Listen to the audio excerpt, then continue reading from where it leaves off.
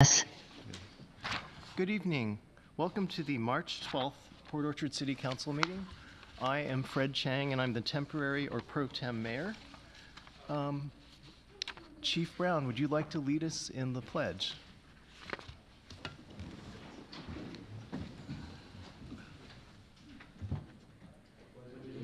To the flag of the United States of America, and to the republic for which it stands, one nation, under God, indivisible, with liberty and justice for all.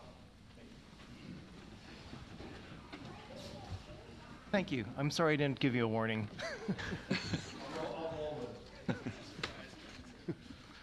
Okay, let's see. Next, we have the approval of the agenda. Are there any? Mayor Pro Tem, Go ahead. Mayor Pro Tem, I make a motion to approve the agenda as presented. Second. Any other amendments? None? Okay. Let's see, let's vote. How many would like to vote to approve the agenda? Say aye. Aye. Any opposed, say nay. And the agenda is approved. Currently, we have citizen comments for items that are on the agenda. If you wish to speak, please raise your hand and come to the podium. You will have 3 minutes. Let's see, there's one person online. If you wish to speak online, you can raise your hand online and let us know.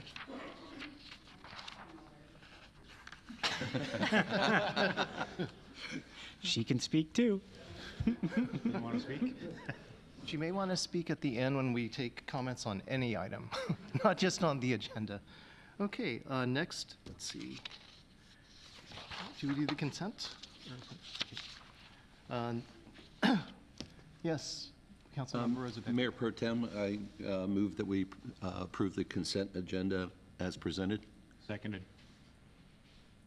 All in favor of approving the consent agenda, please say aye.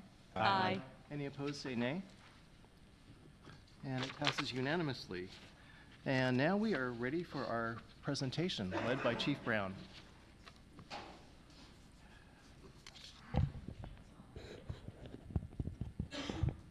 How about now? Thank you, Mayor, council members. This is a big day for us. As you can see, we've got quite a group. We've got 5 promotions tonight. What's exciting about that is that as we continue to grow and evolve, this is half of our leadership team is going to be new to their positions. So it's a big deal. This gives us opportunities for strategic growth with different opinions and different eyes on things that we've been doing. And we're hoping that those fresh perspectives allow us to be that much more successful. So I'm first going to introduce Alan Awashta. He is our Deputy Chief over Administrative Services, and he comes to us after serving over 25 years with the Westminster Police Department in Orange County, California. His wife of 23 years, Luana, right here, and his daughters, Reese and Sadie, are very supportive of his move to the Pacific Northwest and intend to join him sometimes next year after Sadie completes her senior year of high school. He's excited to be a member of our team and is looking forward to new challenges. Our internal promotion to Deputy Chief, who will be over our Operations Division, is Andy Brandon. He grew up here and has been with our agency for 16 years. Prior to joining us, he served briefly with Seattle and Bremerton, and as a member of our team, he's been a patrol officer, a field training officer, school resource officer, detective, and sergeant. He further serves as a firearm and less lethal instructor and a member of the Marine Services Unit. He's a very supportive family, his wife Barb and their 3 children, Ethan, Kaylee, and Caden, along with his parents, Mike and Tommy. John Eilertson has been with us for just shy of 8 years, and during which time he has served as a patrol officer, a field training officer, as well as an assignment to the U.S. Marshals Pacific Northwest Violent Offender Fugitive Task Force. Prior to beginning his law enforcement career, John served as an infantryman in the United States Marine Corps, where he held positions as a fire team leader, infantry squad leader, and combat marksmanship coach. He too has a supportive family and his wife Jennifer and their 3 children, Jace, Jackson, and Zoe. I told you I'd call you guys out. And when not serving the city of Port Orchard, he dedicates his time to his family and the raising of his children. Sergeant Andy Walton, who is also here with Lola, has been with us for 8 years and has served as a patrol officer, school resource officer, and detective. She holds a Master of Science in Management and Leadership from Western Governors University and a BA in Modern Languages and Cultures from Virginia Military Institute. She's fluent in French and is also a United States Marine Corps veteran. having served one tour in Afghanistan in support of Operation Enduring Freedom. While representing Port Orchard Police Department, she has volunteered her time as a mentor to incarcerated women and to 3 troubled youth. In her personal time, she volunteers with her community of Tacoma as the Secretary of the Human Services Commission and as a member of the City of Port Orchard's newly formed Inclusion Commission. In her leisure, Andy enjoys attending community events with friends, learning about social justice, and spending time at home with her French Bulldog, Lola. And finally, Austin Hodnett. He just recently graduated from the academy and is in first phase of FTO. He's originally from Sacramento, California, and came to the Northwest while serving with the United States Navy. He served on submarines for 5 years, I believe in the Pacific Fleet, correct? The Atlantic Fleet. Well, I'm glad I checked. Serving the Atlantic Fleet. He is supported by his wife, Kate, and his 2 children, Magnolia and Lucy, and in his free time, he enjoys fitness, exploring the outdoors, and spending time with his family. As I've done in previous commissionings, it's important to me to read our Code of Ethics, and this was drafted by the International Associations of Chiefs of Police, I believe in 1967. As a law enforcement officer, my fundamental duty is to serve the community, to safeguard lives and property, to protect the innocent against deception, the weak against oppression or intimidation, and the peaceful against violence or disorder, and to respect the constitutional rights of all to liberty, equality, and justice. I will keep my private life unsullied as an example to all and will behave in a manner which does not bring discredit to me or my agency. I will maintain courageous calm in the face of danger, scorn, or ridicule, develop self-restraint, and be constantly mindful of the welfare of others. Honest in thought and deed in both my personal and official life, I will be exemplary in obeying the law of the land and the regulations of my department. Whatever I see or hear of a confidential nature or that is confided to me in my official capacity will be kept ever secret, unless revelation is necessary in the performance of my duty. I will never act officiously or permit personal feelings, prejudices, political beliefs, aspirations, animosities, or friendships to influence my decisions. With no compromise for crime and with relentless prosecution of criminals, I will enforce the law courteously and appropriately without fear or favor, malice or ill will, never employing unnecessary force or violence, and never accepting gratuities. I recognize the badge of my office as a symbol of public faith, and I accept it as a public trust to be held so long as I am true to the ethics of the police service. I will never engage in acts of bribery, nor will I condone such acts by other police officers. I will cooperate with all legally authorized agencies and their representatives in the pursuit of justice. I know that I alone am responsible for my own standard of professional performance and will take every opportunity to enhance and improve my level of knowledge and competence. I will constantly strive to achieve these objectives and ideals, dedicating myself to my chosen profession, law enforcement. So if you all raise your right hand and repeat after me. I state your name. Having been duly appointed as your position for the City of Port Orchard, Washington, do solemnly swear that I will faithfully and impartially perform the duties of my appointment as prescribed by law to the best of my ability, and that I will support and enforce the ordinances of the City of Port Orchard, the laws and Constitution of the State of Washington, and the Constitution of the United States of America. Congratulations.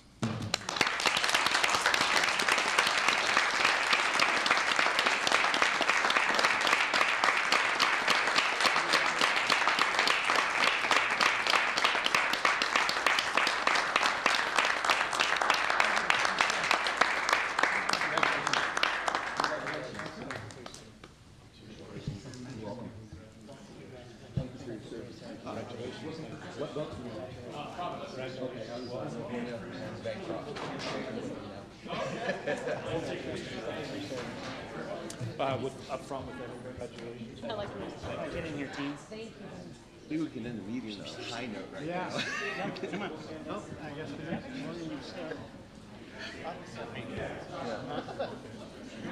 Even though we're, It's more about them. yeah, that's true, yeah. I'll be stuck down behind Chief. You're right in the hole. Scoot over.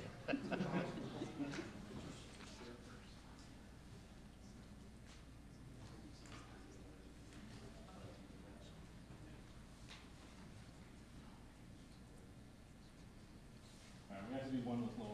I was going to say, can we do it with the dog? Is that our mascot? Honest to God, we thought it was a drug dog. I'm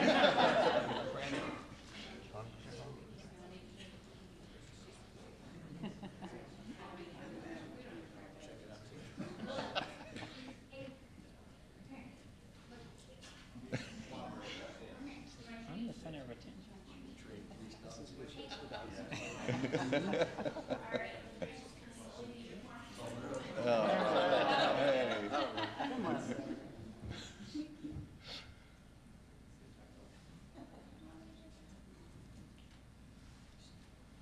Thank you, Chief.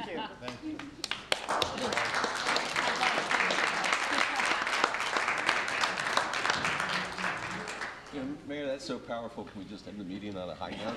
I know, we're done. It is so cool. Hey, where are you going? I did ask if they wanted to stay for the Bay Street pathway. They declined. I think they're going to go to a better celebration. Not very persuasive. Oh, yeah. No, that was wonderful.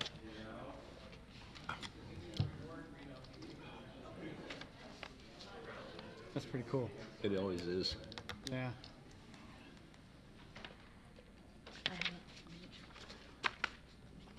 Okay.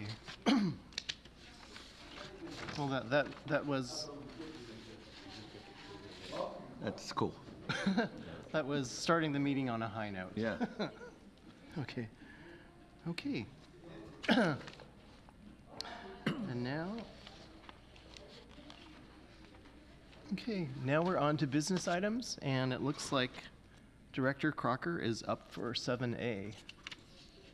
Great, thank you, Mayor, Pro Tem, and Council. Business item 7A is the adoption of a resolution of the new national opioid settlement. In 2020, the state of Washington filed a lawsuit against Johnson & Johnson and other related entities that are manufacturers and distributors of prescription opioids. The state alleged that the manufacturers of prescription opioids grossly misrepresented the risks of long-term use of drugs for persons with chronic pain, and distributors failed to properly monitor suspicious orders of those prescription drugs. The state has reached a settlement of roughly $149 million, of which $123 million will be dedicated to abating opioid crisis in Washington. The first distribution will be roughly $61 million, half of the abatement amount, shortly after the process is complete. Port Orchard's allocation is estimated to be roughly $62,255 from the first distribution. The use of the funds are limited to the settlement agreement, primarily for the purposes of responding to, dealing with, or helping people recover from the impacts of opioid addiction. Staff would recommend authorization and execution of the participation form to allow the city to participate in the settlement. Member Diener? Mr. Mayor Pro Tem, I make a motion to authorize the mayor to execute the participation form for settlement of claims with the state of Washington for the state of Washington versus Johnson & Johnson and all. In King County Superior Court, cause number 20-2-00184-8 SCA, and authorize implementation of the same.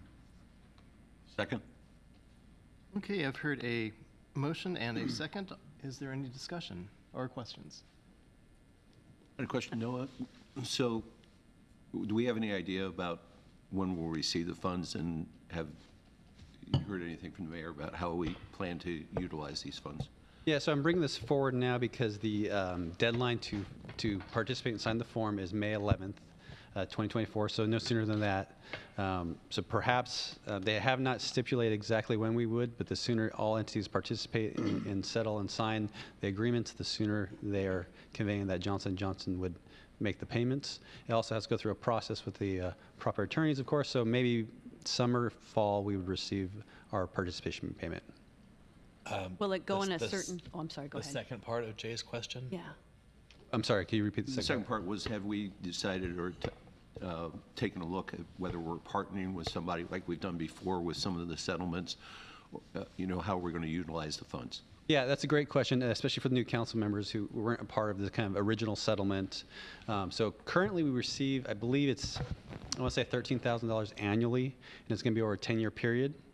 Again, when we signed on to the prior settlement, we looked at the amount of money we receive and said, hey, for $13,000, we can't operate a program like this.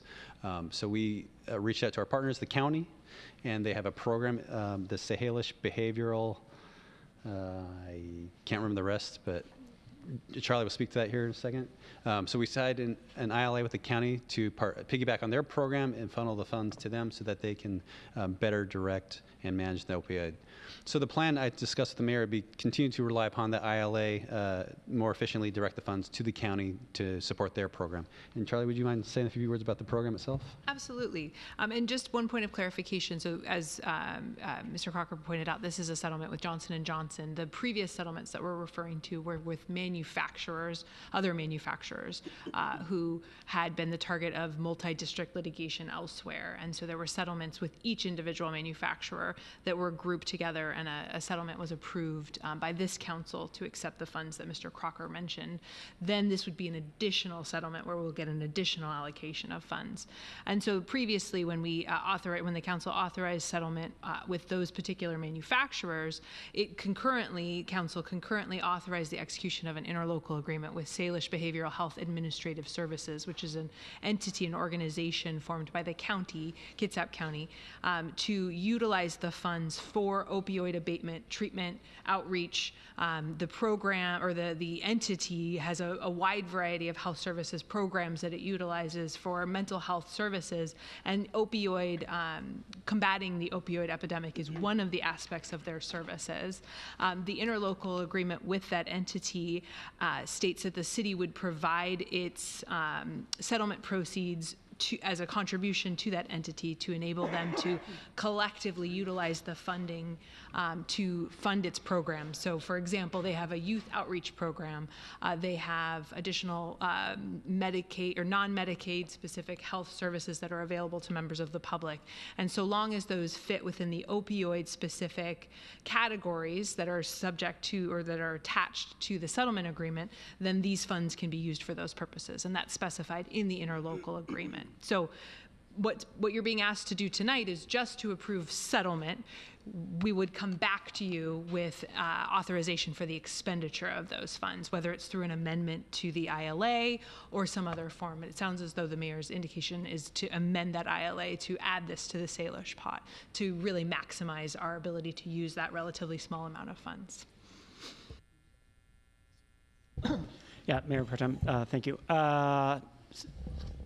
Ms. Archer, can you tell us any more details around that current ILA? Is there an expiration of that ILA?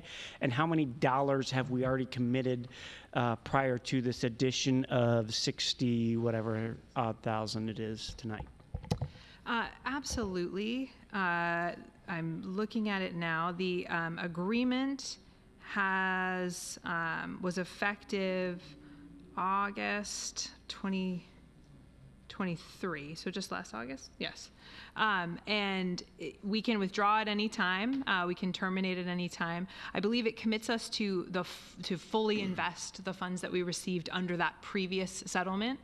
So the 100% of those funds are being placed into that program. It restricts their ability to use our funding to just 10% of our funding may be used for administrative overhead. 90% must be used to actually provide services. I'm looking for a termination timeline. I apologize. But I'll continue to look for that if there's... Additionally, is there any stipulations that say that the funding to be utilized is reserved specifically for residents of the city of Port Orchard? I believe that was a clause that we put in there. I can't point you to a specific paragraph, but again, you're not approving that agreement tonight. I agree. Yeah, I'm just trying to get a better understanding for when that comes back and/or what we may plan to do with these funds that are before us this evening. Absolutely. Other questions or comments, Council? No, my question was asked. It's been answered. Asked and answered. Thank you. And it's paragraph 7A of the ILA says it has to be services within the city, and it has to be for the approved purposes, which are set out in the settlement. I guess maybe then I do have a follow-up for Director Crocker on, do we get any type of reporting back that says, hey, we've used X amount of dollars that we've already contributed? Are we going to need to refill that bucket? Yeah, so at this point, the county has had some turnover in the program itself, so they haven't actually invoiced us for our portion of that agreement. So we're still holding the funds from the settlement that we received in 2023, and I think we received our second one in 2024. So we hold those funds. We're trying to work with the county, find out, hey, when is that program going to get started? We're ready to commit to the program. So at this point, we haven't spent anything, but once they do, we will have invoices and reports as far as how they're using it. Perfect, thank you. I got a little question right here. When it says the 62,000, I mean, 62, thousand, no, million, 100,000, yeah. And then it says, and then that's the first distribution. How much more will we get? Is it with that? Do we know? I think it's coming in 2 tranches, so I think it's About the same, same amount of It money? wasn't exactly clear in the documents that we had, but that's what it inferred. Okay, 2, okay. Ms. Archer, Yes. since you've got that document pulled up there, can you give us the total amount of that first settlement? What the city was receiving annually? I think at the time it was approved, it was an estimated amount, and it was estimated at approximately $184,485 over the next 7 years. Thank you. And it was estimated because it was dependent on how many participants there were, a variety of factors, as is this current settlement. Further questions or comments?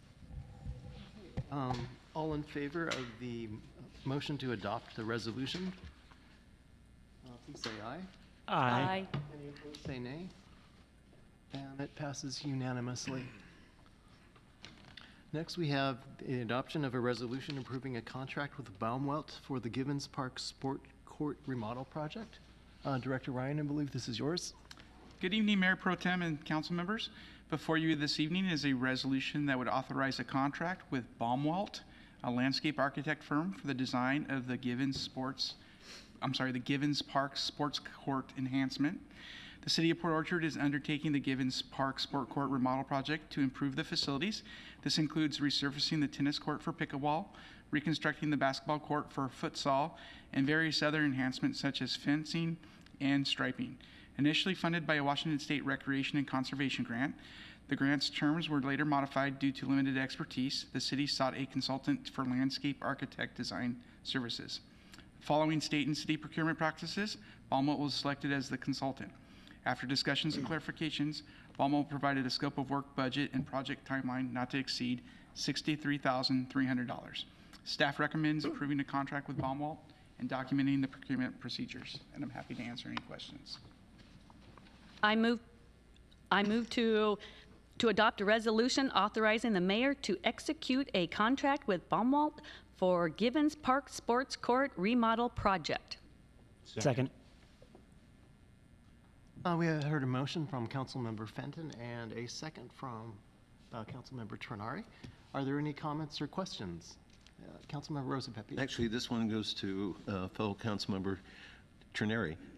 Is this part of the project that the Rotary is involved Yes. with? It's the Morning Club. The Morning Club, okay. Yeah, the Port so Morning- Orchard. Yeah. So this is part of the funds for that. So that's awesome that we're getting this off the ground and doing that. I got 2 clubs confused. My apologies. So there might be a point of order. Ms. Archer, there are 2 members of that Rotary Club on this dais. Do we need to excuse ourselves for any part of this? I apologize, I'm not familiar with the participation of the Rotary Club. Are they contributing funding or? We're Okay. the main sources of the matching funds. The matching funds. I don't see that as a potential conflict, given that you're board members and you're not compensated in any way. No, I don't think that that's a necessary recusal. However, it's always your option to recuse yourself. I will take your word for it. Thank you. I'm going to let you off the hook there, John. Yeah, it helps the community. Yeah. I would be more concerned if you were part of Baumwelt. Or, Yeah. Nope. Nope. Agreed. I just wanted to make sure. Any further questions? Oh, yes, Councilmember Diener. I wanted to add that these are the kind of improvements that really help make communities. And this has been kind of an underutilized space for quite some time. People like tennis, but you don't see a lot of tennis players there. But This will give them the option to play pickleball, one of the fastest growing sports in the nation, and futsal, which I hope would become a fast growing sport since it's pretty fascinating to watch. Anyways, this is a great project and I look forward to its completion. I'll just add, living in my neighborhood, there's members that come from all over to utilize our pickleball courts. So I'm really looking forward to this being in, going up and running. Yes. Have you experienced any noise from the pickleball courts? No, I have not. But it is a very noisy sport. So It's pretty isolated where it's located now, the 2 courts. I've been guilty of coming off site to use it. you're welcome to. Interesting, okay. All right, well, we have a motion in favor of an adoption of a resolution approving a contract with Belmont. All in favor, please say aye. Aye. Any opposed, say nay. And it passes unanimously. Okay, and next we are on to the approval of change orders 1 and 2 to contract number 5923 with Stellar J Corporation for the Marina Pump Station. And Director Ryan, I believe this is yours. Thank you. Before you is a resolution authorizing change orders number 1 and 2 for the Marina Pump Station. The city identified the need for the improvements to the Marina Pump Station, leading to the initiation of the Marina Pump Station Improvement Project. After authorization by the City Council, the contract was awarded to Stellar J Corporation for the project. During the project, unforeseen conditions necessitated additional work, resulting in change order number 1 for water main installation changes. This work was had a relation to where the existing water line was in relation to the sewer line. It required separation and CDF backfall was installed. There will be a credit later that is not on this for the additional water line that was not needed to be installed. And then change order number 2 is for addressing underground conditions and relocating electrical service. It was discovered that the ATM building in the bank property was serviced with an electrical line that was through a cast iron abandoned sewer line. So the project was required to relocate that underground electrical line. The contract amount, the changes would require a contract change of $107,638.77, bringing the total project budget to $14,995,583.04, including applicable taxes. This funding would be covered with the project contingency, which is approximately 10% of the total project budget. And I'm happy to answer any questions. Councilmember Warden? Mr. Mayor Pro Tem, I move to authorize the mayor to execute change order number 1 and change order number 2 to contract number CO 59-23 with Stellar J Corporation for the Marina Pump Station Improvement Project and to add an amount of $107,638.77 for the contract total of $14,995. $14,995, 583. Jesus, gosh, sorry. $14,995,583.04. Thanks, Heidi. Councilmember Rose. I second it. Yeah, that's fine. She seconded. Well, it is a big number, so it's Big number. and it's an odd number. Glad you did it. Okay, do we have any discussion? Councilmember Rosa Pepe. Yeah, we had we're going to have a brief here on, by Jackie Brown. Thank you for coming, Jackie, on the sewer. And I think that for all the new members that got the brief partly, and John, you'll see this here, everything comes to one point in our city, which happens to be the Marina Pump Station. So this is something that we support, but as we found out with the Tremont project, there's always unforeseen, and I believe this, what was the, Dennis, this is 50 years old, the Marina Pump Station plus. I'm not surprised by anything we may find there. We're estimating 50. Our city engineer, Chris Hammers, is also in the audience. Oh, yeah, and yes. our estimate is approximately 50, maybe even longer. When Yeah. we toured the treatment plant last week, we saw that was an originally screw sucker system. Right. And so it's been modified. Exact dates are unknown. So this is a pretty big deal for the city and for all the building that's going on, so I'll certainly be supporting this. If somebody'd humor me, what would the cost of a cast iron sewer be today? I mean, I feel like that's out of control expensive, even back in the day, so never heard of it. Died laughing.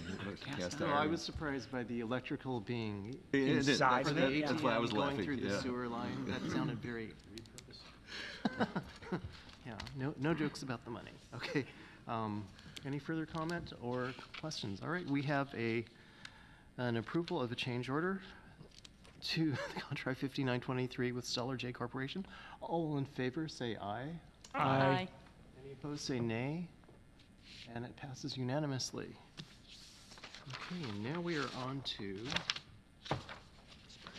excuse me, discussion items.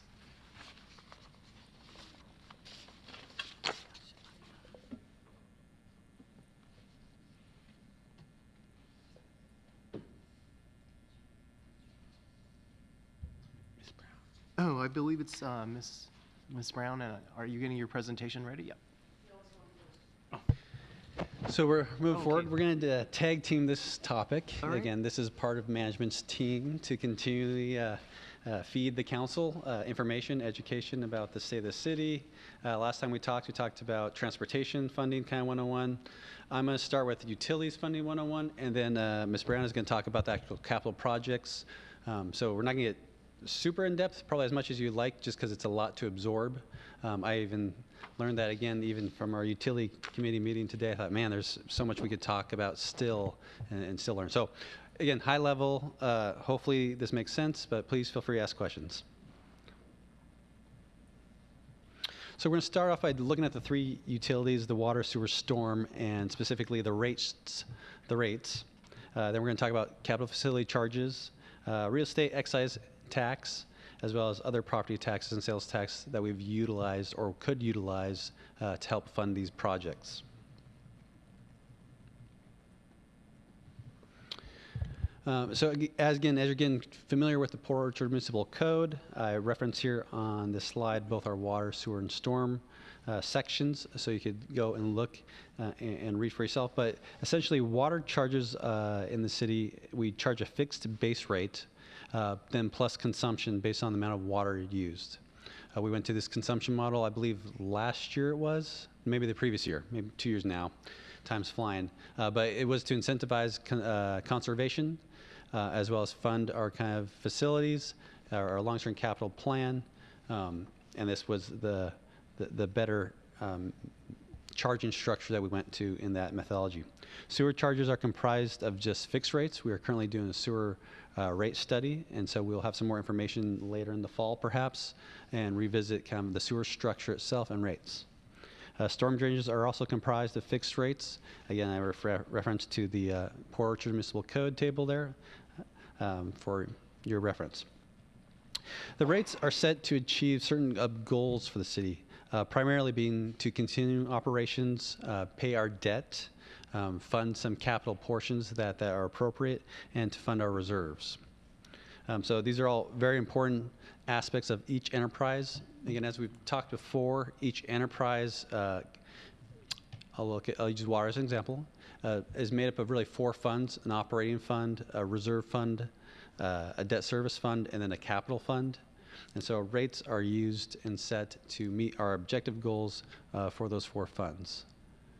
Director Crocker, when you say capital fund, those are for existing projects or future anticipated projects?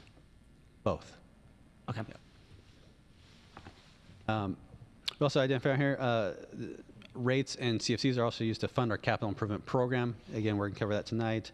And again, promote conservation specifically for water. When we turn our attention to the capital facilities charges, again, I reference our Port Orchard Municipal Code, but I think it's important to be clear that the capital facilities charge is designed to mitigate the impact of new demands on the existing water system and to require new users to pay their fair share of the value of the water system, including but not limited to the water supply, treatment, transmission, storage, and distribution facilities. Charges are fixed base rate plus consumption for rates. So we take the same philosophy for each of our enterprises for sewer, water, and storm. Again, that growth pays for growth.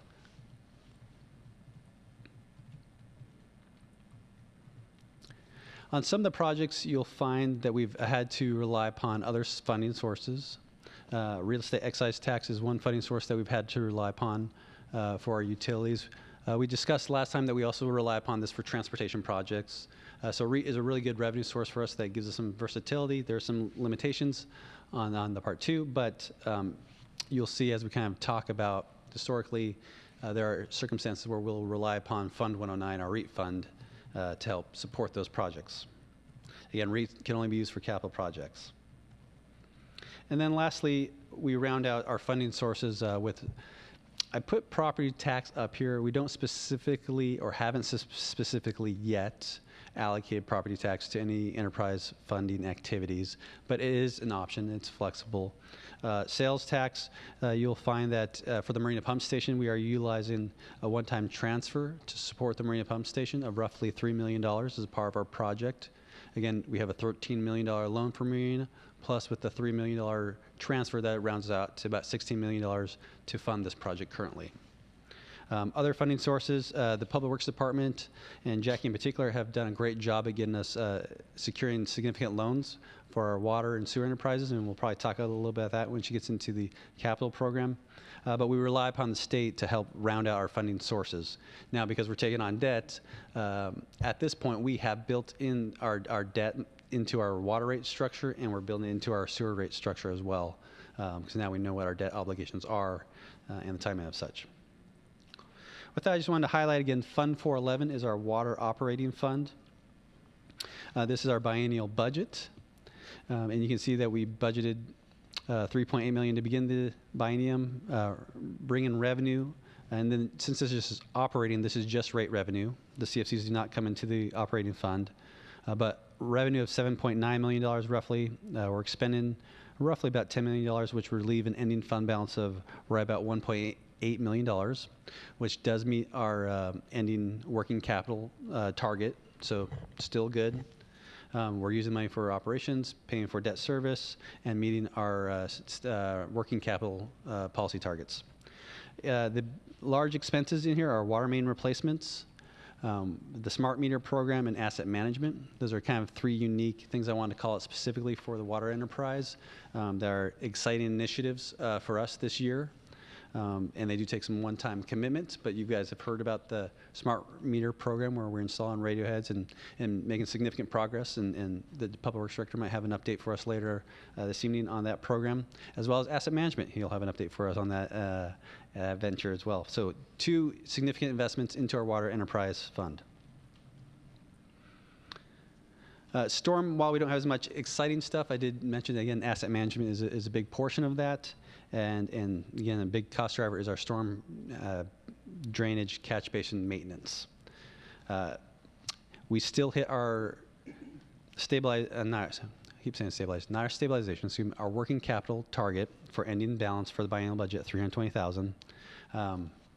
So still a healthy fund, still on target. Again, over the next month or so, we'll start talking more and more budget, so these numbers will have more meaning behind them. But again, I want to highlight it. 421 is our operating fund only. And then lastly, our sewer operating fund. The big highlights here are sewer main replacements, our SQUIRF payments, South Kitsap Waste Water Reclamation Facility. Thank you, Jackie. And as we talked to the utility committee, that makes up a significant portion of our annual costs. Roughly about, I think, $1.7 million each year that we participate and pay to the facility. Asset management, again, is another big cost driver this year, as well as our general sewer plan. So that talks about a little bit on the operations side. I did want to showcase our capital program. Similar to our last discussion, we have a significant sewer capital, water capital program. Actually, I'll say we have a significant capital program in general. You saw transportation last time, very large. We're focusing on water here at roughly $10.6 million. I'm not going to go into each one because I'm going to allow Jackie to do that. but I did want to highlight all the projects, and these are current budgeted numbers. Storm, we've already completed the purchase acquisitions where we are done with that for the biennium, and we do make annual contributions to our storm capital fund from our storm operations fund. And then lastly, again, the big project on this slide is the Marina pump station. But in total, we got about roughly $16.7 million worth of sewer capital projects. So again, significant capital projects in this biennial period. So I think before I hand over to Jackie, are there any questions on that specifically? Otherwise, then she will get a little bit more into the capital project side. Director Crocker, what is the maximum levy on that REIT tax? We currently are collecting a 0.25. Have we already maxed that out? Yes, that is max, yeah. Okay, thank you. Is there going to be any need to look at our sewer rates? And I know that's a little off subject, but we did with water recently. Are we going to be looking at sewer? Yeah, so we're currently going through that study right now. We don't have any information to share at this time, but as soon as we do, we will bring that to the utility committee and talk about that. Okay, great. Thank you. Is that based on a consumption or a production model similar to our water, or how is it measured? How is what measured? The sewage capacity, the sewer rates. So currently, we do not have a consumption-based sewer rate model. It's a fixed-based model. As we get into the sewer plan, the results, we'll explore all options, kind of what makes sense, what's equitable, what's fair, what's going to fund our operation. So much discussion to be had about where do we go from here. Pardon? And what our peers do as well. Yes, yeah. Yep. Okay, and then Jackie, you want to take over from here? Sure. Thank you, Mr. Crocker. So if, Brandy, could you pull that up, please?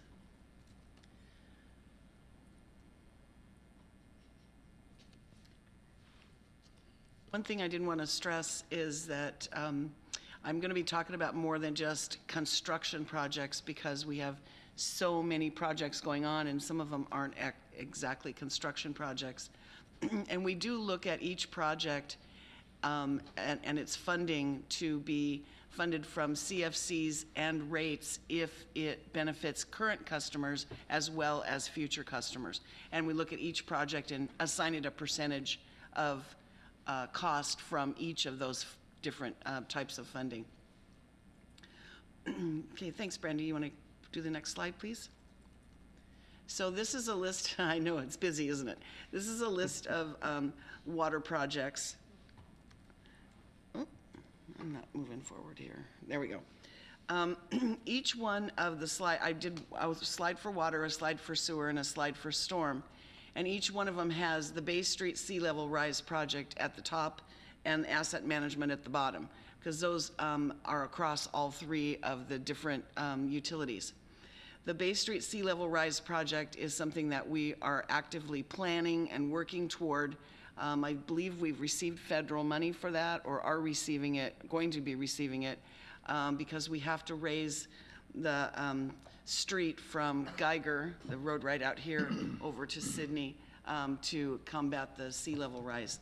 Next project on here is the Foster Pilot Water Rights Project. So those of you that have been on the council know about this, and then we just kind of discussed it real quickly in the utility committee meeting tonight. This is our bid for getting water rights.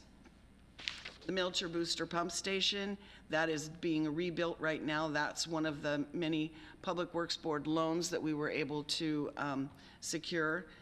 Main replacements, that's a huge, huge project. It's so expensive to replace water mains and sewer mains actually as well, that we have to let the money accumulate for a few years before we can tackle one of them. We just finished Sroof this last summer, so that has been completed. And I have slides about some of these following this. Next is water storage. Right now, or we just a year and a half ago put online the new standpipe at 1.1 million gallons out at McCormick Woods. That is right now serving jointly the city of Bremerton, system out there, as well as McCormick Woods, and will be ours once we are able to separate from the city of Bremerton's system. And of course, we're now building an elevated tank to create a new pressure zone out there, the 660 zone. As far as sources go, we just secured a loan to do the preliminary planning for Well 7 treatment and pump station project. I do have a slide about that later, so I'll not go into that in depth right now. Well 11 treatment and pump station to replace the shallow wells at McCormick. That is in construction right now. Well 12 was a pilot that was drilled by McCormick Communities. That's waiting on the Foster decision before they are willing to move forward with it. And Well 13, of course, is our new source over kind of by Fred Meyer that is going to provide a lot of water to the 390 zone, and with 4 pressure reducing stations planned, we'll be able to move it down to the 260 zone. Well 13, I want to point out, is the deepest drinking water well in the county. We went over 2,000 feet and found a new aquifer. So that's one of the things that has impacted the Foster pilot project, is because we proved that the Kitsap County hydraulic model is incorrect. And then we're currently working on a water system plan amendment, and of course then the asset management program. Is there a way that we can get this sent to us? Awesome. That's the sewer system. My eyes aren't the best, but I'm following you. Yeah, and these, like I said, I know these slides are very busy. No, it's awesome. I like it. So this is the Well 11 project, and I'm sorry for the poor quality of this rendering. It shows the 3 wells that are being abandoned and decommissioned, and the new well, the new deep well that's about 1,000 feet deep, that's going to be providing eventually 1,250 gallons a minute, as opposed to the 540 that we're getting out of it now. Next slide, please. This is the Well 7 project that I promised we'd have another picture of. Up in the upper left-hand corner is the way Well 7 looks right now. It's a flowing artesian at 750 gallons a minute, so it's a big producer. Flowing artesians, especially around waterfront, create sand, and so they have to have a stilling basin in order for that sand to settle out so it doesn't get into the water mains. So right now, that stilling basin and the treatment for Well 7 are right down here in the corner of the parking lot. That's what that concrete or that cinder block building is that's right down there.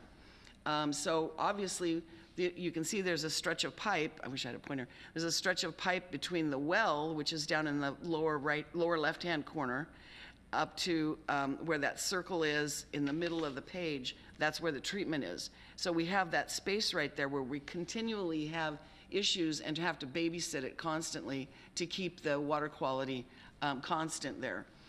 So the project that we just got the planning dollars from Drinking Water State Revolving Fund is to move the stilling basin and the water treatment equipment down to the well and build a house over that well to protect it.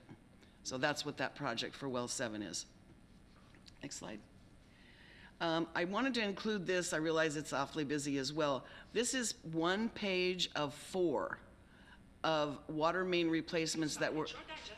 Oh, scared me. That were identified in our most recent water system plan.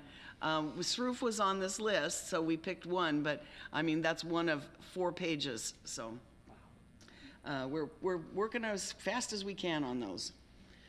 Next, we'll talk about a few of the sewer projects. The picture in here is the underground of the Bay Street lift station, which we also just secured a Public Works Board loan for. Actually, it was a loan and a grant. They granted us $150,000 and loaned us $850,000. That station is the one that is in the parking lot of the Ford garage, or the Ford dealership, and it is basically an unsafe condition for our crews to enter. It takes quite a bit of manipulating and equipment in order for them to enter safely, since the entire thing is underground and is confined space.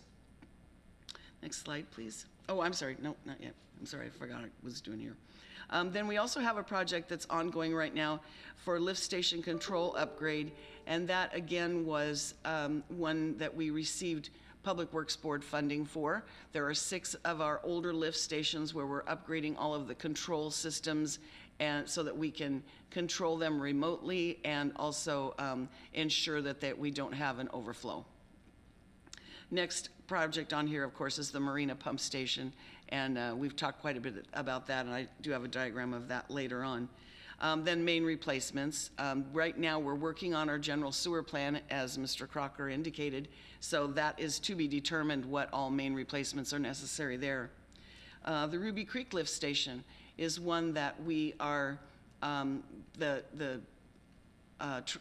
Transit, I couldn't think of the name, Kitsap Transit Authority has a piece of property out by the Sydney-Sedgwick intersection that they are interested in developing, and right now we are doing a preliminary engineering report at their expense to determine feasibility and method of building a lift station out there that would benefit their property as well as the surrounding area. That also along with that would be a new force main along Sydney, since we're on the new force main on Sydney now between Sedgwick and Pottery could be undersized. It needs to be studied. Then the Pottery non-motorized has a sewer portion. It's a transportation project, but some of our sewer facilities have to be moved. And then, of course, the general sewer plan update and asset management there. So this is a artist rendering of the Marina lift station and how it's going to be configured once the construction is over with and we've solved all the thrust block problems and other things going on. So as Mr. Rosapepe indicated, when you take a big project on like this, you never know what you're going to find underground. So kind of sounds like Forrest Gump, huh? You never know what you're going to get. This next one is the Bay Street Lift Station. You can see that's what it looks like. The picture on the left is what it looks like from above ground, and it's just sitting right there on the side of the road. So we have some real challenges with entering that because of not only the confined space, but where that confined space is because of the car exhaust, which is heavier than air, of course, goes right down into the confined space. And the picture on the right is a picture of the old and antiquated equipment that's within it. One of the other things about this station is that it's very close to Blackjack Creek. So one of the concepts that we're looking at in our preliminary engineering report is moving the station further away from Blackjack. So we'd have a property acquisition element as well. Okay. Then talking about stormwater projects, Councilmember Warden, I think you asked me earlier about outfalls. Okay, all of those little yellow dots are outfalls. Exactly, once we have something like that. So again, the Bay Street sea level rise. The Johnson Creek Fish Passage, if I could say that, is at the bottom of, basically Port Orchard Boulevard was kind of put down the path of Johnson Creek. And so it took away the estuary that was there, and the State Department of Transportation is now trying to reestablish that estuary. So there's a big storm piece that goes along with that, as well as a sewer piece. And of course, like I said, well 7 is very close to there. So we're all trying to coordinate all 3 of our utilities with this fish passage project. Then every year we get a stormwater system maintenance grant. In the past we've been, I don't know if that's the official name of it, but in the past we've been using that for catch basin cleaning. We're not tied to that. We can use it for other things as well. And then we did undertake a stormwater and watersheds comprehensive plan, first one that we had ever done in the city of Port Orchard, which was passed last fall. And you also the council at that time also set a level of service that we are striving to maintain. And then of course the asset management program. Here's a better picture of all those outfalls. You notice the ones that are not along the waterfront, those are discharging into a stream or other waterway.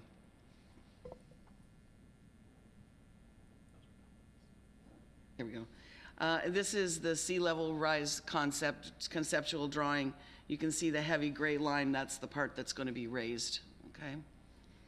And then here's the water section of that, next the sewer section, and then the storm section. So, take questions or talk about any of the other projects that I didn't mention. Like I said, there were just too many to do in the time allotted. Jackie? Scott and Mark, and then Okay, sorry. sorry. So first, I want to compliment you on all the projects that are going on, and for a small city or a smaller city, that's a lot, and kudos to you and your staff for accomplishing a lot. I have a quick question followed by perhaps a little bit of a longer question, but when we apply for grants in front of the Public Works Board, is growth rate kind of the key indicator that they evaluate those submittals? As I understand it, they evaluate it on the merit of the project and how it's going to, it doesn't have anything to do with growth rates that I know of. Okay. They evaluate it on the need and the potential of the project to solve the problem. Okay. Huh. You think that growth forecasting would be a part of that, but that's for others to figure out. My other question is, the Foster decision was issued 8 or 10 years ago, and it's been an ongoing legislative item. What are the main pinch points associated with that right now? Well, there were 5 Foster projects to start with.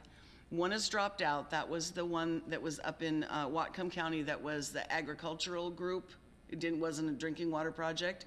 Another one of them, the city of Yelm, has actually received their water rights. So there are only 3 of us left. The other 2, the holdup is that they have been waiting for accepted groundwater models to be able to base their information on. Kitsap, we're alone in the fact that we already had an accepted groundwater model, and of course what tied us up is because we proved that it was wrong. So all of the calculations that we did for the Foster mitigation plan, because we have to, for those of you that don't know, okay. So all the calculations that we did for the Foster mitigation plan were based on the real life scenario rather than on that model. And we've been challenged, I won't go into it, but we've been challenged that we can't do things that way. We did go back and remodel, which took us another 6 months. We went back and remodeled based on the information in the accepted Kitsap hydraulic model, and it basically almost doubled the amount of mitigation and augmentation that we had to do. So we've been trying to negotiate with those that have questioned whether we can use a modified model or not. Okay. That's about as much as I can condense it. It's a very complicated issue. I believe the tribes are heavily involved, and there's in particular one tribe that's water is very important to them. Yes, Yeah. yes. Okay. Thank you. Well, Jackie, it was already pretty much, my questions were in regards to the Foster project. We've got 3 wells sitting here doing virtually nothing.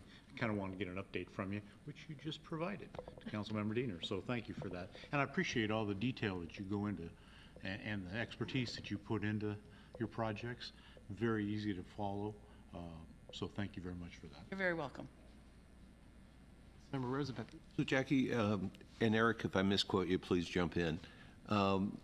We had a question during the utilities about stormwater runoff and treatment of it. Is that, basically our outfalls we don't treat going into the sound right now. Is the state looking at something toward that? Is there something that we're looking at, down the road? That was one of the reasons that we did the stormwater and watershed comprehensive plan. Right. So that we would start looking at that and what is the best way to address that. Okay. And then, I'm sorry, I would just tag on to that too. Sure. Our new capital projects that we are doing, like the Marina lift station and the Bay Street, those will provide treatment options, low impact developments. As we develop and new development occurs, that's when the treatment will. But it's going to be over time, and absolutely. there will be a cost to it. so we can anticipate that as a council. Yeah, there's no easy solution. No, there's not. And if I could just add, there's a much higher bar to stormwater treatment today with development than there ever was. Is it true that the well that you like went super obviously deep at, that aquifer was from Shelton? Is that accurate? That's how far the water you drew? According to the water quality, the estimates are that the water comes underneath the sound from the Olympics. Well, Yeah. and I just want to add, I guess we're kind of like complimenting you tonight pretty heavy. I'm really impressed. You know, certain of us come from other places where we have people that just specialize in stormwater, just wastewater, on and on. You guys wear a lot of hats, and you do a great job. So, Thank you. nice job. I have a quick question about the Johnson Creek estuary, and that's mainly a state project, correct? Yes, it is. So there'll be property acquisition, which does not involve the city, but the state. No, I'd really like to turn that over to Chris to answer, because he's really the key point. Sorry to throw that at you, Chris. It's a joint application, and ultimately the estuary itself will be turned over to the city. But the state will be part of the state's project. They're going to manage at least through the design and the right-of-way acquisition as part of their efforts with the Johnson Creek project. So I guess I have a follow-up question about that for the city attorney, Ms. Archer. If there are city parcels that are being acquired for the Johnson Creek estuary, of which we're sort of a co-partner, are we allowed to talk to property owners, or is it similar to other right-of-way acquisition that we should not talk to them? I think it's always a good practice not to engage when the city is intending to make acquisitions of this nature. So yeah, as a matter of practice, I would say council members should not approach individual property owners. Okay, well, I was actually approached, and I didn't Oh, okay. want to talk about it, but I wouldn't go and talk. Absolutely, yeah. So to the extent you are approached, the recommendation from legal is, I cannot speak to that. Yeah, that's what I told them, but I just wanted to make sure. Okay. Perfect, thanks. All right, thank you. Wouldn't that help on transparency for the constituents to know better? What I told them was that with property acquisitions, we can't really talk to the property owner. They would have to talk to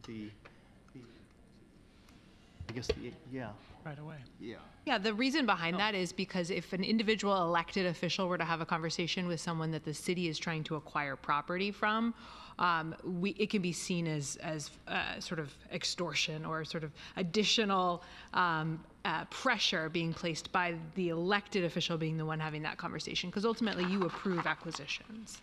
So that's typically why we recommend you not be the face as it relates to a particular acquisition, and that be done by our acquisition agents. Yeah, thank you for the presentation, Ms. Brown. I just had a quirky question around, I asked Jay over here about the elevated tank and booster program over by McCormick Woods. That's actually outside of city limits, yes? And then is the plan to bring those who are on Bremerton Water onto Port Orchard City Water? No, actually, back in the mid to late 80s, there was the water utilities in Kitsap County formed the Kitsap County Water Utility Coordinating Council and created a coordinated water system plan. A part of that plan was that each one of us and I say us because I was at Manchester Water at the time, we each identified our retail service area, and our retail service area for Port Orchard does not include anything on the north side of Old Clifton Road. Bremerton's does. Thank you. But eventually. Sorry? No, I said, but eventually, we'll separate. Can I get a quick clarification on something you said earlier? You thought that our water was being fed by the Olympic Peninsula, and you said under the Puget Sound. Did you mean it feeds under Hood Canal? Which is, I know, part of... Yes. Okay. Under Hood Canal and Sinclair Inlet, yes. Okay. during our legislative talk, went down to Olympia that night. There was a whole discussion on it. Cool. Yeah. Questions on sewer water projects? No, thank you very much. That was very educational. And I liked your pictures. That helped. Okay, next I believe we're on to the Bethel Phase 1 preliminary plans, and Director Ryan, you want to start? Thank you. Tonight we have Patrick Holm from SCJ. We also have our city engineer, Chris Hammer, here, who will help ask if there's any questions. So Patrick is going to give us an overview of our design as we have evolved. I know there were some questions, and hopefully we can answer those. This may be difficult to see, but we will provide copies to everyone in attendance. Thank you.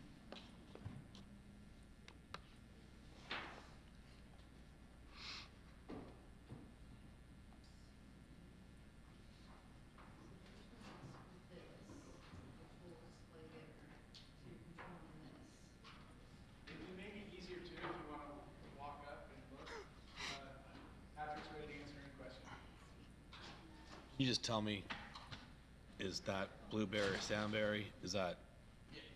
That's all I need to know. That's all I need to know. Okay, all right, perfect. Thank you. No, oh. Another option might be if you have your laptop, you can log in through Zoom. Yeah. Yeah, we can't move the screen. 90 degrees. Don't. That mouse that you're using operates this? Yeah. Okay. So hopefully it'll work. Yeah, It's so, just slow. yeah, it's a big file, so I apologize. We'll see how well we can navigate. But I'm Patrick Holm with SCJ Alliance, project manager for the, on the consultant side for the city's project. And so some background, 2018, City of Port Orchard approved or accepted the corridor study for Bethel Road Corridor, which planned development from Sedgwick up to the north part of Bethel. And that development was broken up into 5 phases. And in late 2022, I believe, we were contracted by the city to progress the design of Phase 1, which is from just south of Blueberry to just north of the Salmonberry intersection. And so we spent most of 2023 kind of gathering data.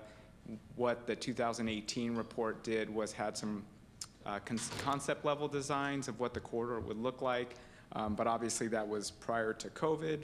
And so when we were re-engaging with the design in 2023, we did some concept level validation of what is traffic, have traffic patterns shifted, how does that affect the corridor study plan. And so what we ended up doing was refining the design to kind of reduce impacts, but also to kind of, to some extent, bring the cost of the project down and limit impacts along Salmonberry to the west. And that was a lot because of some construction costs have climbed exponentially since 2018. So the original project budget had increased, so we were trying to look for ways of how could we reduce the impacts and the size of the project while still kind of meeting the goals of the original corridor study. And so in late summer of 2023, we came up with some revisions to the Salmonberry roundabout where it was reduced from a multi-lane, so less of a bigger impact to a smaller impact. And that allowed us to kind of streamline the design of the Salmonberry roundabout and take more advantage of the city-owned property, which is on the southwest, but for where you're looking at on screen is like the bottom left. And so then what we've been doing, so that was a council meeting, approved those revisions in September, late September of 2023. And since then, or once we had that kind of charter to move forward, we've been progressing design and kind of giving it more precision, trying to reduce impacts to residential and commercial properties along the corridor, as well as limit impacts to utilities where we can, because as the corridor where the main transmission lines kind of go up and down on the west side of the road. So this is more of a close-up view of what Blueberry Roundabout, or the intersection at Blueberry and Bethel look like. So it's a three-legged roundabout. Currently, the northwest corner, which is shown here in kind of just like a picture of what those plans look like, that property is currently being developed, but the roundabout will fit in there, and we worked with the city and planning to make sure that the impacts of the roundabout were taken into account with the development of that parcel. And it might be hard to see on this screen, but we are making sure that we're maintaining access to driveways throughout the corridor. And so as we're developing, we're incorporating those accesses into the plans. And then the next one, this is a close-up or more of a blow-up of the Salmonberry intersection. And so some of the challenges at the Salmonberry intersection is there's the kind of clogged culvert to the west, and also the commercial property on the northeast corner, and the city owns the property on the southeast corner. And let's see, I don't know if the cursor shows up very well. Not so much, but This one that they might be able to use for the big. okay, great, yeah. So this parcel here is the city's parcel, so the way that we've shifted the roundabout and the leg to the east takes more advantage of the city-owned parcel. And then we had to chicane, or in order to reduce the impacts of this commercial development and maintain access and continuity, we are swinging the chicane of the north approach to the west. And so this was kind of like a delicate, like threading the needle, because to the north, there's the commercial properties just west of the road. So we're swinging it to miss this commercial property, and then kind of swinging it back because these properties on the other three corners are less developed, and so they lend themselves to making the development of them more economical for the city and just less impacts to the residents and commercial properties. And then the next. Could you go back to the prior slide and show the one property that's going to be impacted by the roundabout with the right in and right out access? They'll have to go all the way down if they want to head south. Yes, so They'll have to go down to the next roundabout. Zoom in. Basically, making a right to make a left. Yeah, so, the driveway that I believe you're talking about is this driveway right here. I think it's. Yeah, it is. They can't take a left Is it turn. that one, or is it to the west of that? That's dead middle right there. So the one in the middle, this driveway, although small, will operate as, Okay. essentially as Yeah, like a that one's fine, fourth leg right. of the roundabout. So it's the one to the yeah. north, property to the north of that. And so folks coming out of this driveway will be able to Yeah. turn right or turn left. This driveway right here, folks who want to turn left, they would have to turn right out of their driveway, go around, and do the U-turn. This driveway, what you would need to do is if you wanted to go south, you would have to turn right, go to the Salmonberry intersection, and do a U-turn to come back south.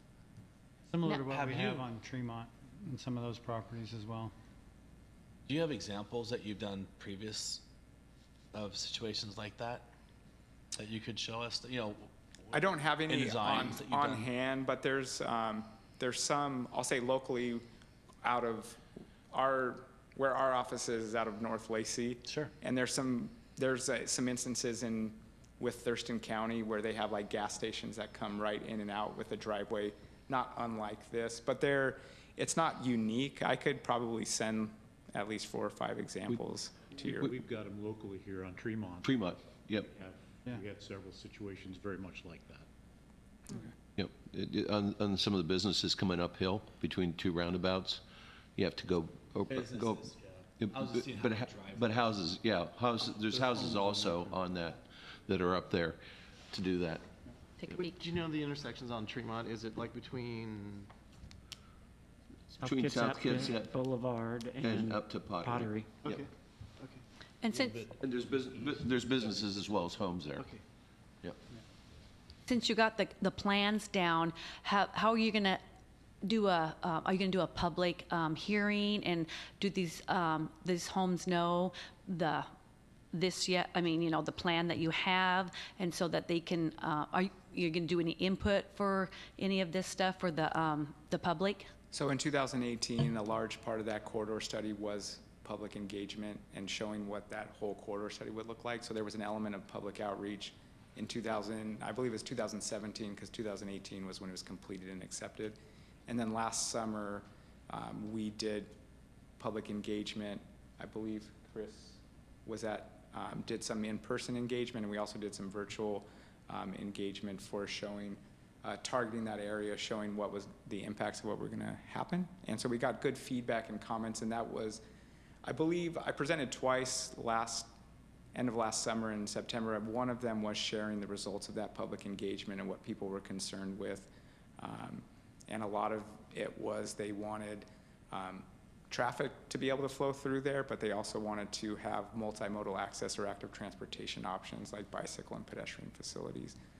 There was some, I'll say, explicit concerns about the roundabouts, but more with respect to traffic flow. And I don't believe we had any comments specifically related to residential access, but I would have to go revisit. Yeah, because it's going to be such an impact on those 3 homes. And so I was just wondering how to, I've talked to one of the ladies, and she has no understanding of what the city wants to do with that roundabout in her property. So I'm just, saying, how do we go about so they can understand more, or have a public hearing on it, or get the maps to them? Well, and now we have something tonight, to show for it. But I was just, getting, just to be more transparent and to get that, to the public's, to their eyes and ears. I would tell you that the city will do public engagement to do outreach with these citizens. As far as a hearing, this is pretty far in the design process, but correct, people think that they won't have access out. So that's really important to the city, that we will do some coordinated outreach and publicize the efforts there and answer questions. Is the center going to be kind of like downtown, where it's going to be smooth so larger trucks can go over it? So we haven't gone that far down the path of design, but I think that is a discussion of what the treatment would look like. Right now, we're showing them as a green circle, assuming that they're landscaping. Usually the ones that have hard treatment through the middle are ones that need that to pass big vehicles. The way these are designed currently is they could take the what's called the WB67, which is a 53-foot trailer, can go north and south along here and make, and I think the side streets were for a shorter trail, like a 40-foot trailer. Yeah. Our roundabouts in our cities landscaping are really nice, so they're really well taken care of, so I like that. I'd like to add that, when we did the outreach over the summer, I mean, that was the outreach portion that we had budgeted into the project. We had letters that were sent out to all the fronting property owners, the people that would be directly affected. We've also had, we've gained rights of entry from many of the property owners in there, so there has been quite a bit of interaction at that time, and we'll continue, as Dennis has stated, going forward. There'll be, so we get into the right-of-way acquisition part of that, there'll obviously be more outreach around that. And if anybody has any questions about the design, they're always free to contact the city, and we'll get them up to speed with what's going on their frontage. Would you want them to call an open number or email, or what's best if they have questions? They can just go ahead and contact our office in engineering or Public me Works directly. would that be a good email? Yeah, that's usually the good clearinghouse, Okay. because then it may, if I'm not readily available, maybe somebody else is that can help them. Quick question. Are these designs lend themselves to future expansion? I know I put my thoughts in that public outreach last summer, and I think we may have missed the mark because we talked about having 2 lanes in each direction versus 1. How easily would that be changed in the future with a need to have 2 lanes in each direction? So the 2018 corridor study, and when we did the traffic validation, that was based on developing a certain kind of feel for the corridor. And when we were looking at the traffic for that kind of period, which was into I think it was 2045, was showing that there was a positive level of service with one lane in each direction. And so based on that and the goals of that 2018 corridor study to provide a feel of a corridor that had active transportation elements like the biking and the walking and the safe crossings, it was determined that's where we arrived at maintaining with one lane, because in order to shift to 2 lanes in the future would be much larger traffic going through there. And so the way that it's set up currently is it's not built well for expansion, with the understanding that it's not going to need to be expanded for the foreseeable future. And also the way that that corridor study was directed was that if kind of accepting that that's how that link would operate in perpetuity, even over as time grew and the corridor came up around it. So some of the visualizations for that corridor study had commercial buildings right in on the back of sidewalks, and to provide that feel of kind of a accessible corridor for people who are living and walking and biking in there. And so the goal and intent of that corridor study with the city at the time was to kind of foster that feeling. And so if you put in two lanes in either direction, you start to lose the goals of that. And so that was one of the things that we were looking at last year when we were evaluating what would traffic look like. And so the foreseeable future was that it would not rise to the need of having 2 lanes in either direction.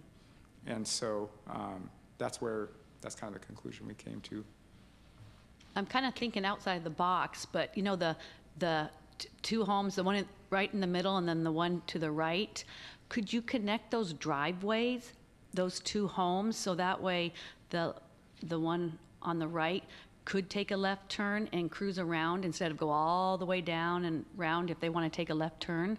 Yeah, that's definitely a possibility. So some of those elements come out as the project team starts to talk with property owners, or as they're doing right-of-way acquisition negotiation, is what does kind of reparation of their property look like? And a lot of times things like that come to the forefront. Right now, we don't want to make that determination. It's hard to know if, one property owner does or does not want to share, but that's definitely a possibility. It's like, hypothetically, you could link all of those properties together and put them even to, there's a road right here that's more, I think this is more of not so much a road, but just a long, bigger, more established driveway. So it's like, could you maybe tie all 3 of these parcels into a... I just didn't know. So that is an option that could be pursued, definitely. It's done in Silverdale. Silverdale did that. And then just one other question on the Salmonberry one with the with the stores and stuff, and they're like, I think that's their driveway going out right by the roundabout. Now, all those people in there, the retail people, they can't take a left turn there. Are you going to be putting a road kind of on the side of the buildings, so then they can come out and then go and do a roundabout instead of go all the way to the right? Just which driveway are you talking right about? there. This one? Go down a little bit farther. I mean, to the roundabout. Go to the roundabout. Oh gosh. Here? Do you guys know what I'm kind of saying? Yeah. She wonders if they can go south along their parking lot to get onto Salmonberry to negotiate the roundabout instead of having to go further north. Yeah, so the way that, so in the future, the future phases, I think it's phase 3, installs a roundabout just to the north of Salmonberry. So hypothetically, once that was in, then there would be full access control like there is between, when I say access control, a raised median between Blueberry and Salmonberry. And in the future, the idea is that there will be a raised median between Salmonberry and the next roundabout to the north. And so folks would then, it would be, if you need to go south, you have to go and make a U-turn at that roundabout. In the interim condition, we're not putting a median here, so folks who wanted to go onto Salmonberry would have to turn left out of this driveway here, on here, and then make the left turn around.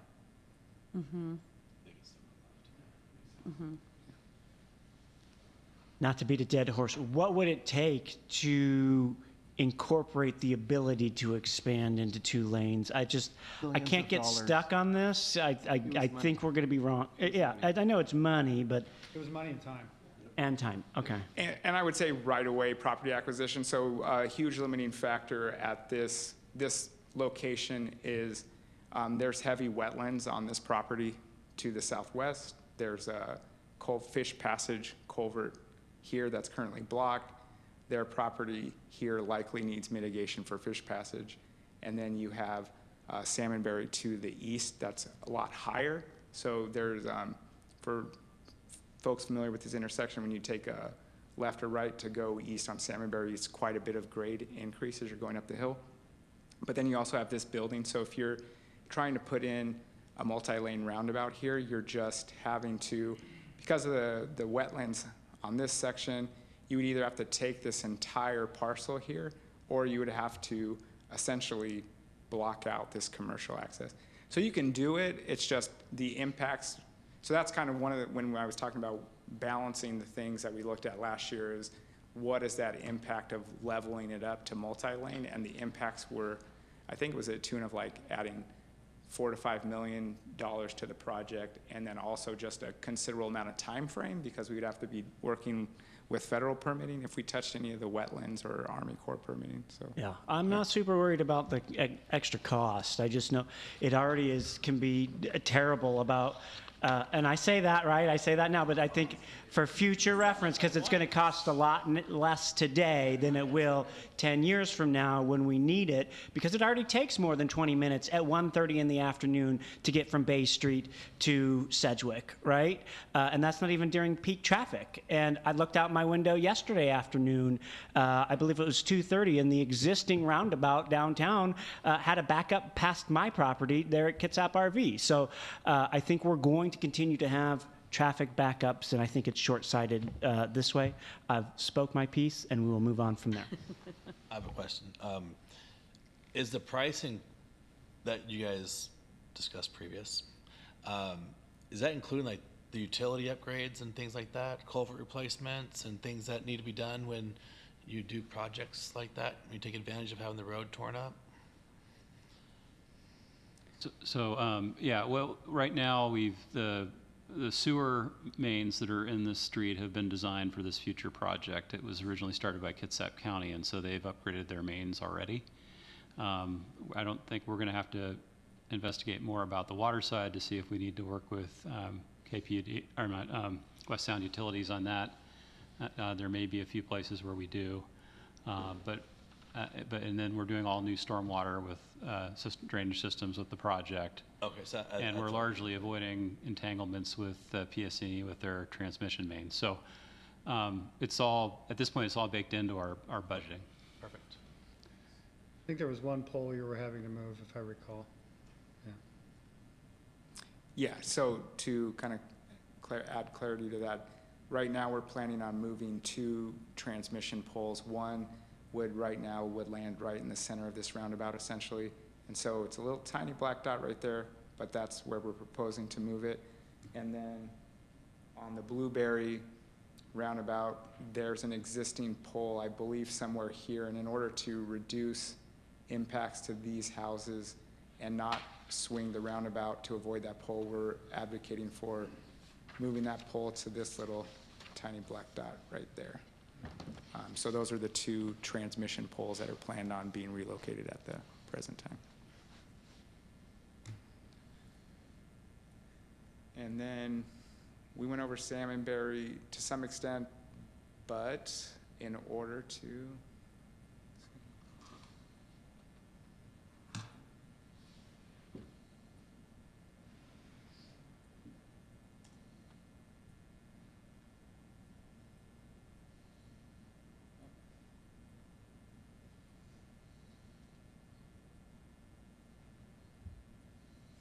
But it's a memory issue.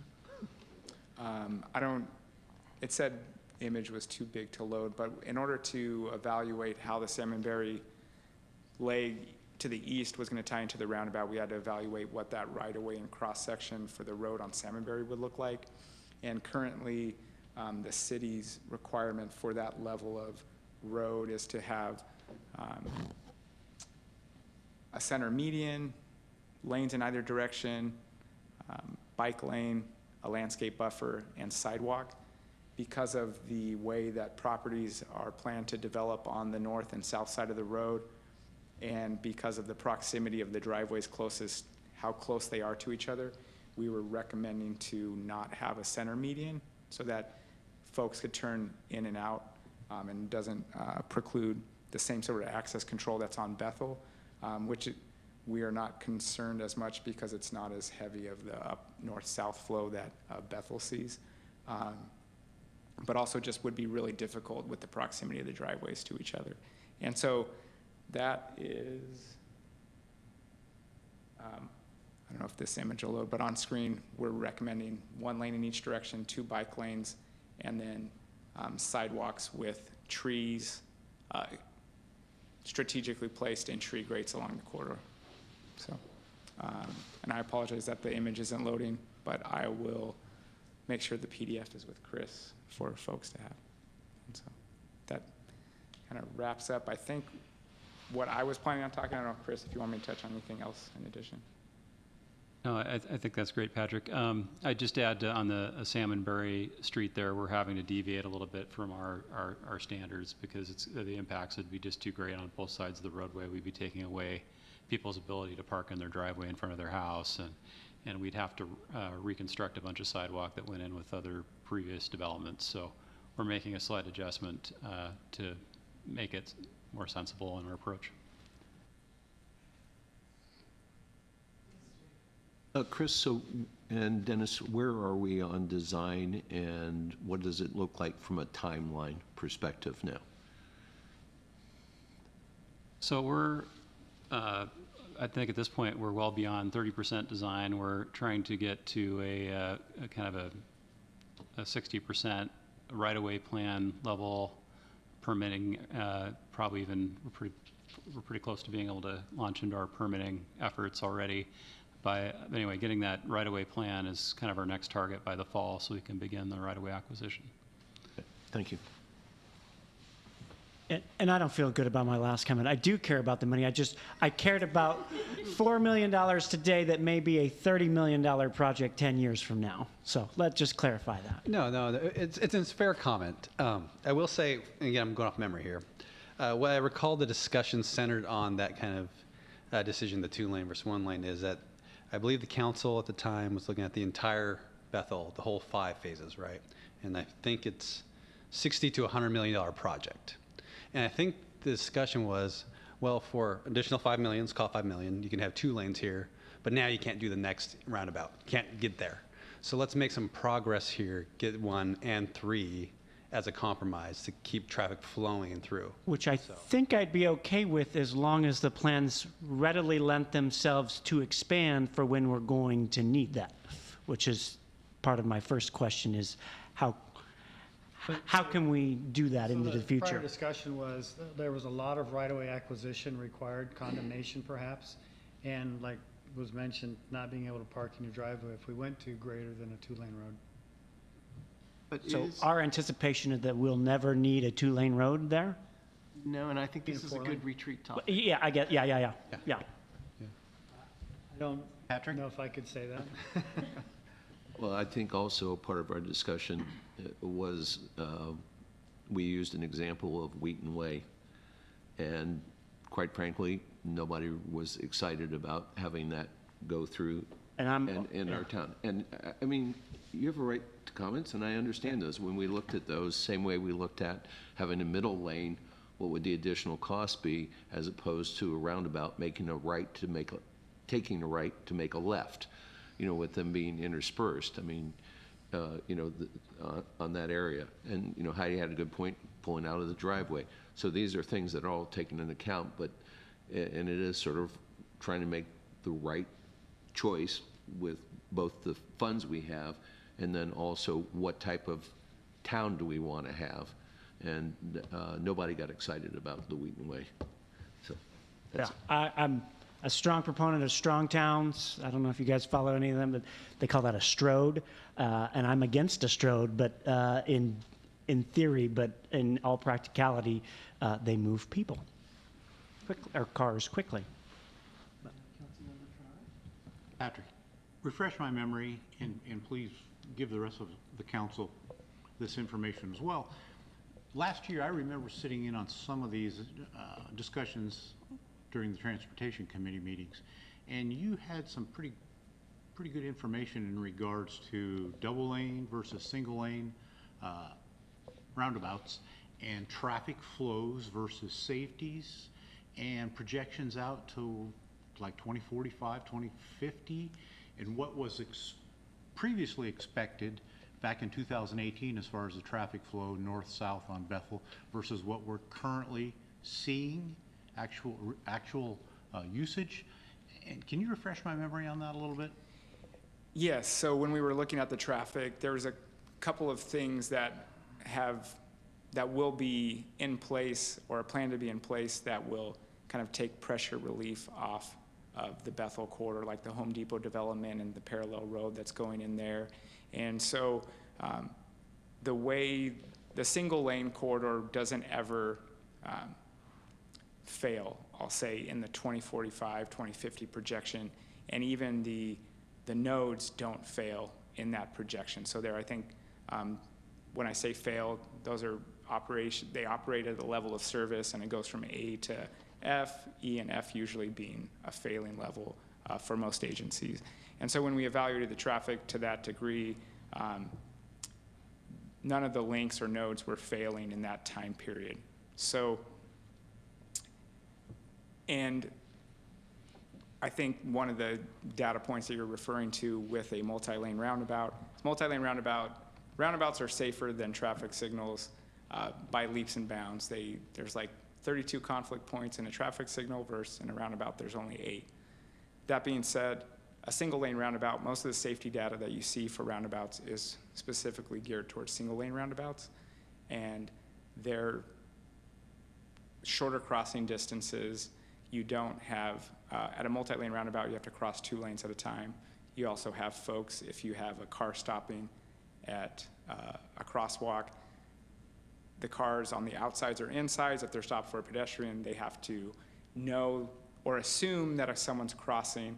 If they don't make that assumption and someone's crossing, it's just they're multi-lane roundabouts, still safer than traffic signal, but they do have safety points that are less safe than a single lane roundabout because of some of those additional lanes. And because of that, we were taking that into account with what that feel of this corridor was going to look like, the goals of that corridor study, making it safe for bikes and peds.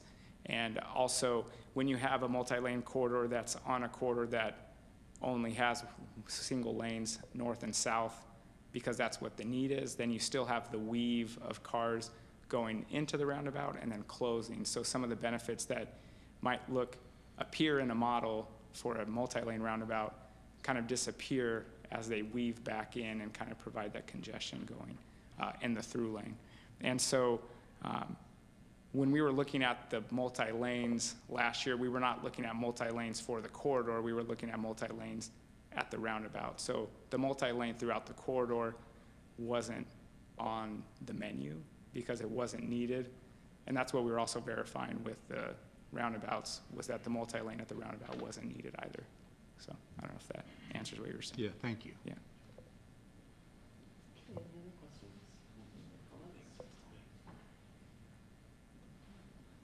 Thank you. Thanks, Patrick. Thank you. Looks like next we have reports of council committees. Economic Development and Tourism will be meeting on April 8th. We had a report at our last meeting. Utilities, you had a meeting? Yes, I'm the chair for that. And first of all, I want to go back to last week. We all toured, along with Dennis and some other folks. We toured the facility, West Sound, the sewer treatment plant. We met tonight. You've got pretty much what we did. We did a utilities overview for water, sewer, and stormwater. We did get, Jim Fisk was in, made a pitch for us to review the comp plan by end of March, and I would recommend for all council members to review the portions of the comp plan and get the comments by the end of March, different sections that apply. There was a quick asset management update and also an update on the metering that we're putting in the smart meters. They're up to about 13%. And just to skip ahead, we're going to have our first meeting of the Sewer Advisory Committee next week at, lost my note there, but it's at 3 o'clock, and I think it's next Wednesday. Is it Wednesday or Thursday? The 19th. 19th. Next week. Yeah, Yeah. so next Tuesday. Tuesday, so at 3 p.m. That's my report, and I'm sticking to it unless Heidi or Eric want to add anything. I learned a lot on water, A lot more to learn. Yeah, a lot of going on. elevations. That's great stuff. So. Yep. Has a meeting next Tuesday, next week. And transportation meets in 2 weeks from tonight. Land use has a meeting, I guess, next week. Yes. And lodging tax hasn't met. Okay. And sewer advisory meets next week. Okay. And are there any outside agency reports? Mr. Mayor Pro Tem, I wanted to take a moment and talk about something that was sort of a late consideration for the agenda, so late that it didn't make the agenda, and that is an email we received from Tom Uniac, who is the Executive Director of Washington Wildlife. I'm gonna have to, I thought I had that email pulled up. Washington Wild. Washington Wildlife, yeah. And so that was a letter from him asking us to support a national funding program for the Olympic National Parks. And so far, I think over 190 electeds had signed off on that, including our county commissioners and some of the other city officials. And so I had asked about trying to get this on as an agenda item. Felt that it was a little late because that was just yesterday that I'd asked, but I was advised we could bring that up during our committees and see if there was support for us to sign off on that. If you haven't had a chance to look at the letter or the email that was sent, maybe consider that before you decide your support or not. But it seems like a reasonable thing to do. Port Orchard is part of the gateway. We benefit directly from tourists and tourism coming to our area. I think it only makes sense to help preserve our park system. So, Charlie, did you want to give any advice on that? It looks like the emails have been signed off by individual members versus Board of County Commissioners for Kitsap County. Yeah, I apologize. I didn't receive the email, so I haven't seen it. But to the extent the individual council members in their individual capacity wanted to sign on to something, that's something they could do. Should the council as a whole decide to make a statement of support, that would just require a majority vote.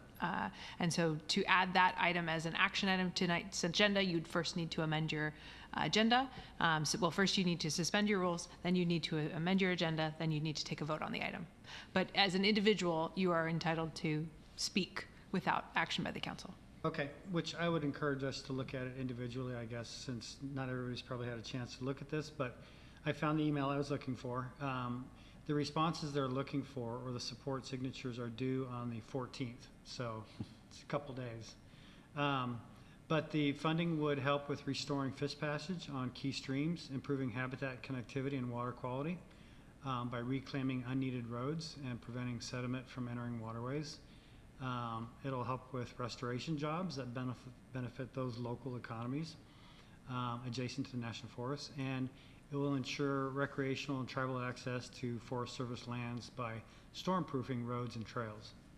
So that's the upshot. I'm sorry, can you describe the email? Like, it's not the one from Alex Gradwell, is it? It's From Tom Uniac, and it came on Sunday, March 10th. On Sunday, At okay. 11:40. There's actually, he's been promoting this for a bit. Quite some time now. I've gotten several emails. Okay, so my question would be, obviously, if we're going to do it, it'd be individual. Yes. since this is the 14th. So my question, Charlie, is when we sign off on something, we're actually signing off as an individual citizen. I mean, can we put down that we're a council member, in that aspect, because it reflects on the city, and yet it's not is it a position that everybody would have to agree to or not, that we pass? Otherwise, what type of, I'm not saying action, but what type of conflict does that present? Right. No, that's a great question. And I think the practice of this body in the past has been, you're absolutely right, to not associate yourself with the council member title unless it's something that the full council has approved of. So speaking just as an individual, not attaching your council member title has been the practice of this body. Okay, that's what I thought. And question, I'm gonna have to look at that email again, but now you said a funding. So if they get so many signatures, then where's their funding coming from? Is that what it's about? It's a congressional funding that they're lobbying for. So it's congressional delegations supporting the U.S. Forest Service's Legacy Roads and Trails programs. And there's 190 elected officials that have signed off. It's interesting to look at Bainbridge Island, for example. They have 3 individual members that have signed off, so not a quorum, or obviously not a vote. Can you forward the email? I don't see it. Oh, okay. I only got one from yesterday, and it wasn't from him. Okay. Are there any other items under council committees or outside agencies? If not, let's go to... I might just add, as the rep for the Kitsap Economic Development Alliance, I had a brief phone call today with their executive director, Joe Morrison. Just a reminder, we have our board meeting the day before, but the following day, the last week of March, is their big event for the Economic Forecast Luncheon. If you haven't registered, you can get in touch with Ms. Wallace's office, and she's handled that for some of us already. All right. We are missing our mayor, and I just have 3 items if I can stick him in as mayor pro tem. I went to a celebration of life yesterday for Carolyn Powers, who was a council member for 26 years, and it was nicely attended. I want to thank Public Works, especially, well, I want to thank all staff all the time, but especially I'd like to thank Public Works for cleaning debris on Division Street over the weekend.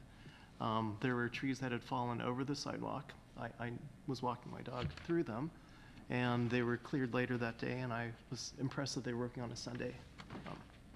So thank you for that. And just a reminder to be sure to email your items to the mayor for retreat topics if you haven't already. And next we have report of department heads. Dr. Ryan, do you have anything? Thank you. Very quickly, I will say I wanted to thank both Jackie and Chris Hammer before they left, but everything that Jackie talked about, she's so passionate about all the utilities and water. All those projects, Chris Hammer and his staff are having to build. So I'm very fortunate to have such a talented team. So I'll tell them that I gave them the accolades later. So briefly, I wanted to touch on Marina Pump Station. I brought before you tonight change orders number 1 and 2. We did run into another unforeseen circumstance.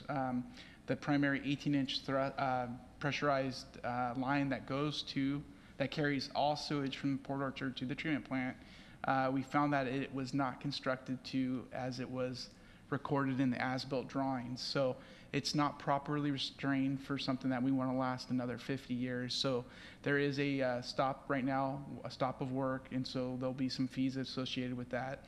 And then we'll have a final design developed, and we'll bring that as change order number 3 in the near future. It's been mentioned already tonight. We talked about the radio read meters. We've got over 500 installed. Every one of those that's installed is quick staff time that the meters are being able to read almost virtually, and they will be eventually read and controlled from City Hall as far as water service. So that's very good news for us. And then the asset management is ongoing. We are doing the water, the sewer, and the storm, as the first phases. Storm is expected to go live in the next week. So we'll start being able to work in it. It won't be 100% responsive yet as we build into it, but it's a big milestone for us. So thank you. Director Crocker, do you have anything for us? I would like just to touch base with the Finance Committee. I don't know if the council's noticed, but we have vacated the second floor, both Public Works and Finance and Admin and HR. And so we're all kind of tucked back in little nooks around the city campus, if you will. So for Finance Committee, I'd propose that we go virtual, go Zoom, rather than physically be here because we got tight spaces. And I just want to make sure you guys were okay with that. Great. Will you give us time to travel here? Because we're going to be in person next week. We have work study. Yes. We have work study, yeah. Yeah, so we changed the Finance Committee time to 4 o'clock. Just making sure that we don't go too long. Yeah, no, we'll keep it a tighter agenda next week. And Ms. Archer, do you have anything for us? Thank you. Just very briefly, in the grants passed matter that's now pending before the U.S. Supreme Court with regards to civil penalties for violation of trespassing regulations on city property. That is scheduled for oral argument next month, and I believe there is a way to view via Zoom. So I will circulate that link to the extent anyone's interested in observing, and I'm continuing to monitor that case both on behalf of the city and on behalf of the Washington State Association of Municipal Attorneys. And always happy to chat about that offline as well. So thanks so much. Chief Brown, do you have anything for us? I do. I can absolutely feel the pain of finance, but I'm excited to say that we are 3 weeks and 3 days from moving in. So, I'm sorry, 2 weeks and 3 days. Carpet's getting ready to go in downstairs, so we're excited to move in. We'll probably take about 2 weeks to move all the staff back in and get settled, and then we'll open our doors up, so we won't be quite ready to go. But Councilmember Morrissey, you'd asked for some additional information on traffic numbers. We have the lowest traffic index number in the county, so by a significant amount. But Bremerton is much higher than ours, but they also have dedicated traffic units, so. Thank you. You're welcome. And City Clerk Reinerson. I have nothing to report tonight. Thank you. If there are any citizen comments, we have no one in the audience presently. 2 people online. Too long. And I don't believe the people online are going to raise their hand for comments. They are not quantities. All right. Any good of the order items? Yes. Scott. So Eric and I and John sat 2 Saturdays ago at the Josephine's and had coffee with people that wanted to talk about issues. And I just was curious about how we wanted to address or report out on those in the future. Should it be done with committees where I know you've provided a written report in the past. I was going, Mayor returns. Okay. I was going to wait for him to respond to those. Okay. That, I just discussed it without him. So I was going to wait for him to respond. Okay. And then next council meeting to just address. Go over what we talked about. Okay. He addressed them all last time, but you can give your feedback of what you thought. Well, if we're going to wait on a comprehensive kind of report out based on what the 3 of us talked about, I'm happy to do that. But I will say that it was really well attended. We needed more time. Part of that is time management. People will want to talk and talk and talk, and often it's not necessarily about city business. But I think that it would be good to have this in our committee report out as well, if you're okay with it, Eric. I mean, it was your. I like that. I was going to add, if Councilmember Rose Pepe, Councilmember Trenary, and Councilmember Fenton, if you guys are available and interested. I already said for April 6th, that was good. Yep. Yeah, it's on my calendar. Yeah, perfect. I had Irene's make, Councilmember Fred said to have a sign made so people could identify us better. Nice. So they're making a 3x4 sign, so I purchased that so they can, and the sign is exactly what you post. That photo of what you guys post on Thursdays, it's exactly just that. So we can just put it there, so when people come in, they can identify it. Mhm. Yeah, that's why. You have anything else you want to say about? No, that was my one observation, is to have a way to grab people's attention as they walk in. Maybe let them know that there are people waiting behind them. Right? But no, it was really well attended and had great conversations, and I think informed people on why certain things can or cannot happen, and it was good. I'd like to add, Kyle? Yeah, yes. I just want to say, Chief Brown, congrats on 5 hires and promotions.